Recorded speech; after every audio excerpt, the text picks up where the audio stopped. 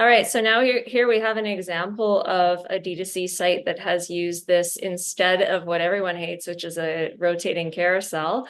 Instead, they've got this kind of explore our product line through hotspots and exposing a little short description. But this is very high above the fold. So your previous comments about you want it loaded after main content.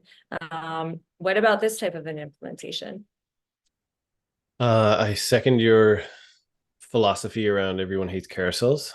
And I think this is definitely an opportunity to do much more with less.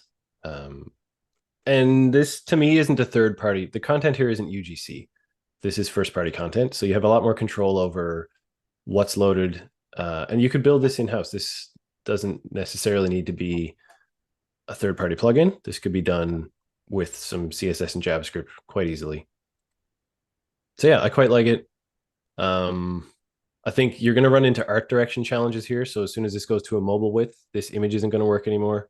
You're going to want different image dimensions and potentially photos for different viewports. And then your hitboxes are going to move.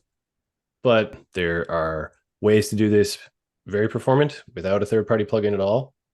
And then there's ways to do this that are very heavy. So depending on how this loads when this first comes in, um, there's a few you could do a few different tricks here, like loading the image behind it and then overlaying just the transparent, we'll say interactable little plus bubbles. And that would be quick, or at least appear to be quick. The worst thing to do here would be don't show anything until a third party widget has loaded and populated all of the above the fold content. And so we want to dig into it a little deeper if it were still up and running.